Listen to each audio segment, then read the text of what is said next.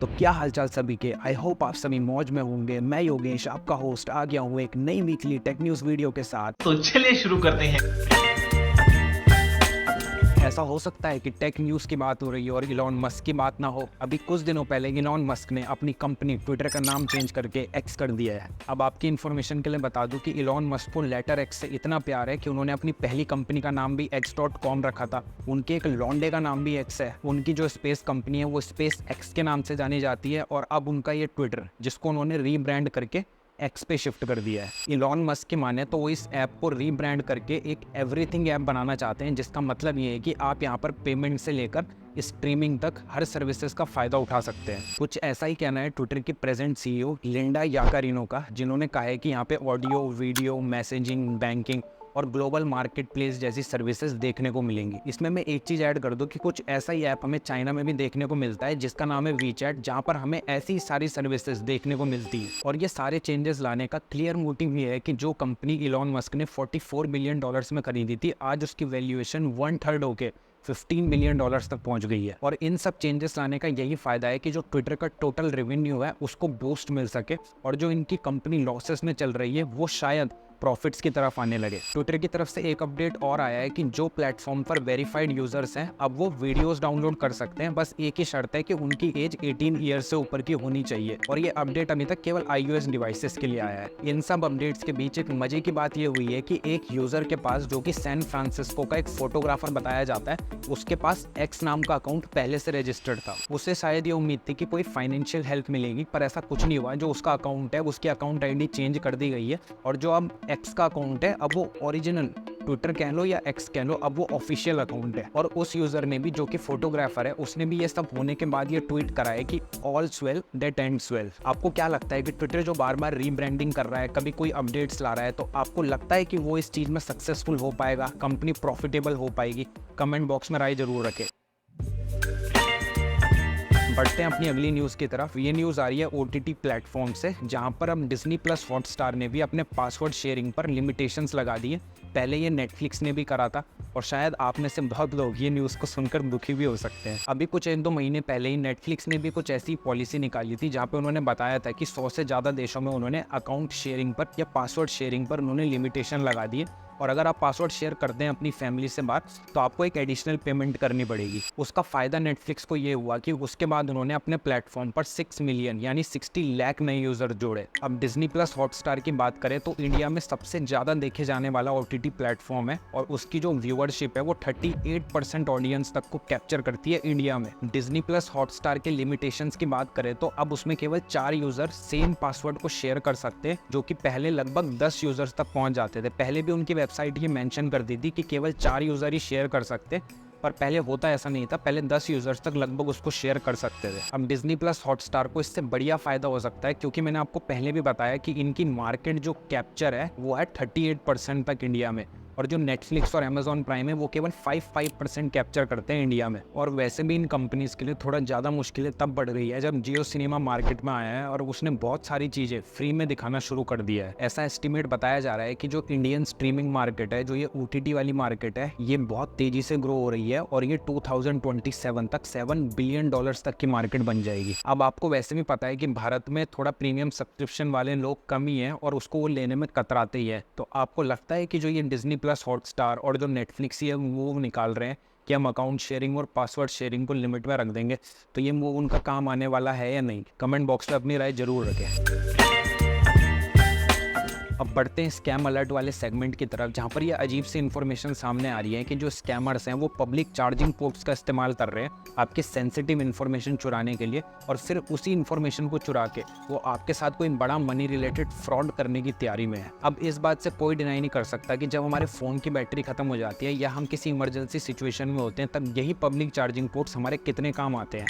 आजकल की दुनिया में जब हर तरीके का साइबर फ्रॉड पॉसिबल है, तो यही पब्लिक चार्जिंग पोर्ट्स हमारी सेंसिटिव इन्फॉर्मेशन लीक करवाने का और हमारे साथ एक फाइनेंशियल फ्रॉड होने का एक बड़ा रीज़न बन सकते हैं। स्कैमर्स यहाँ पर एक टेक्निक का यूज़ करते हैं जिसका नाम है जूस जैकिंग, और उसके बाद वो टारगेटेड यूज़र का सारा डेटा चुरा लेते हैं और उसके बाद उसी डेटा को फाइनेंशियल फ्रॉड के लिए यूज़ करते हैं। और ये स्कैम केवल इंडिया में नहीं, पूरी दुनिया में हो रहा है। जूस जैकिंग एक तरीके का साइबर अटैक ही है, जहाँ पे ये स्कैमर्स क्या करते हैं कि अपना फेक चार्जिंग स्टेशन लगा देते हैं किसी भी पब्लिक प्लेस पर, जैसे रेलवे स्टेशन हो गया या फिर एयरपोर्ट हो गया, और वहाँ पे जब यूज़र अपना डिवाइस प्लग करता है तो उसकी ये सारी सेंसिटिव इन्फॉर्मेशन निकाल लेते हैं, जिसमें क्रेडिट कार्ड हो गया, पासवर्ड्स हो गए या कोई और भी प्राइवेट डेटा है, उसको ये वहाँ से चुरा लेते हैं और फिर उसी डेटा को यूज़ करके ये फाइनेंशियल फ्रॉड की तरफ आगे बढ़ जाते हैं। कुछ केसेस में तो ऐसा भी होता है कि जो डिवाइस यूज़र ने उस फेक चार्जिंग स्टेशन पर लगाया है तो ये उसके अंदर ही वायरस या मालवेयर इंजेक्ट कर देते हैं और उसके बाद उसी डिवाइस को रिमोटली कंट्रोल करते हैं। अब मुझे भी पता है कि ऐसे डिवाइसेस को पहचानना थोड़ा मुश्किल काम हो सकता है, क्योंकि हमें पता नहीं लग पाता कि कौन सा फेक चार्जिंग पोर्ट है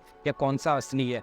तो इसमें हम एक दो चीज़ कर सकते हैं कि जैसे हम अपना पावर बैंक ले जा सकते हैं, जब भी हमारा फ़ोन कभी डिस्चार्ज हुआ या कोई भी हम किसी सिचुएशन में है तो हम वहाँ पर पावर बैंक को यूज़ करें। एक काम हम और कर सकते हैं कि जैसे अगर हमको चार्जर यूज़ ही करना है तो अपना ही चार्जर यूज़ करें, जिससे हम ये हो सकता है कि अनऑथोराइज डेटा ट्रांसफ़र से बच सकते हैं। थोड़ी और ज़्यादा सिक्योरिटी के लिए हम USB डेटा ब्लॉकर का यूज़ कर सकते हैं, जिसकी वजह से तो अनऑथोराइज डेटा ट्रांसफ़र होता है डिवाइस और स्टेशन के बीच में, वो रुक जाता है। बहुत से लोग मैंने ऐसे देखे हैं जो अननोन वाईफाई पे अपना कनेक्शन स्टार्ट कर देते हैं, तो ऐसा भी नहीं करना चाहिए, क्योंकि कुछ वाईफाई ऐसा रहते हैं जहाँ पे आपकी वो सेंसिटिव इन्फॉर्मेशन चुरा लेते हैं। एक दो चीज़ें हम इसमें और कर सकते हैं कि जो अपने फ़ोन का सॉफ्टवेयर है उसे रेगुलरली अपडेट रख सकते हैं। और एक चीज़ और कि जैसे हम फ़ोन को अगर चार्जिंग पे लगाएं तो उसको उस टाइम पर अनलॉक मत करें। अब बढ़ते हैं अगली न्यूज़ की तरफ। मैंने आपको पिछली वीडियो में ही बताया था कि किस तरीके से एप्पल ने जो पुराना सील्ड आईफोन था वो 1.3 करोड़ रुपीज़ में ऑक्शन हुआ था। और अब ऐसी कुछ और न्यूज़ आ रही है कि जो एप्पल के शूज़ थे जो उन्होंने अपने एम्प्लॉयज़ के लिए डिज़ाइन करे थे 1990s में, वो अब ऑक्शन हो रहे हैं और उनकी प्राइस है 41 लाख रुपीज़। ये पेयर ऑफ स्निकर्स काफ़ी रेयर प्रोडक्ट है और इस पे दोनों तरफ एप्पल का वो आइकॉनिक रेनबो लोगो भी बना हुआ है। ये पेयर ऑफ स्निकर्स उस टाइम पर एप्पल एम्प्लॉयज़ को गिफ्ट देने के लिए डिज़ाइन कराए गए थे, और जैसा कि मैंने आपको बताया इसकी प्राइस रखी गई है $50,000 की, जो इंडियन रुपीज़ में होता है 41 लाख रुपीज़। और मज़े की बात यह है कि एप्पल के किसी भी करंट प्रोडक्ट का प्राइस इस पेयर ऑफ स्निकर्स के आसपास भी नहीं है, और ऐसी चीज़ें पहली बार नहीं हो रही हैं। एप्पल ये चीज़ें करता रहता है, ऑक्शन पे चीज़ों को लगाता रहता है। जैसे मैंने आपको पहले भी बताया कि उनकी अभी एक जो आईफोन थी वो 1.3 करोड़ रुपीज़ में बिका था।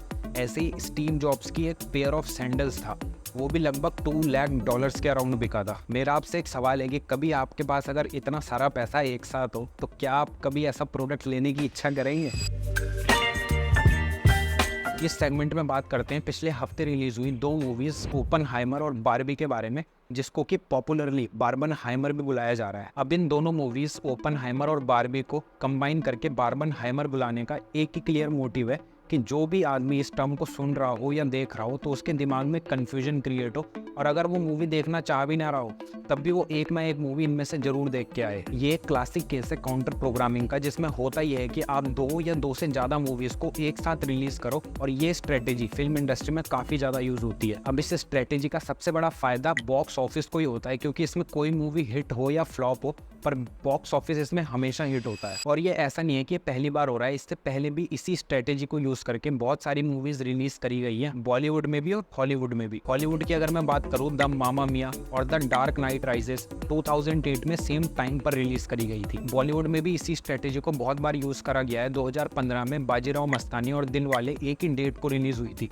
थोड़ा और पीछे जाऊं तो गदर और लगान एक ही समय पर 2001 में रिलीज हुई थी। अब इसके स्टार कास्ट और अर्निंग्स की बात कर लेते हैं। जो बारबी में मेनली फीचर हुए हैं वो है रियान गोसलिंग और मार्गरेट रॉबी। ओपनहाइमर की जो स्टार कास्ट है वो अपने आप में ही बहुत जबरदस्त है, जिसमें कि Cillian Murphy, Emily Brunt, Robert Downey junior, और इसको जिसने डायरेक्ट कराया है वो है क्रिस्टोफर नोलन, जो अपने आप में दुनिया के सबसे बेस्ट डायरेक्टर है। इनके अर्निंग्स की बात करें तो बारबी ने अभी तक वर्ल्ड वाइड $550 मिलियन तक की कमाई करी है, और इंडिया में यही नंबर 30 करोड़ के अराउंड है। और ओपनहाइमर ने अभी तक वर्ल्ड वाइड $300 मिलियन तक की कमाई करी है, और इंडिया में यही नंबर 70 करोड़ के अराउंड है। इन दोनों मूवी के अगर बजट की बात करें तो ओपनहाइमर को लगभग $100 मिलियन तक लगे हैं, और बारबी को बनने में $145 मिलियन का खर्चा आया है। वर्ल्ड वाइड देखा जाए तो बारबी ने काफी अच्छा परफॉर्म करा है ओपनहाइमर से, और वहीं अगर इंडिया में देखा जाए तो यहाँ पे नोलन और किलियन मर्फी के फैंस काफ़ी ज़्यादा है, तो यहाँ पे ओपनहाइमर ने बढ़िया परफॉर्म करा है। ओपनहाइमर को लेके इंडिया में कंट्रोवर्सी भी चालू है, जिसमें बताया ये जा रहा है कि इन्होंने भगवद गीता को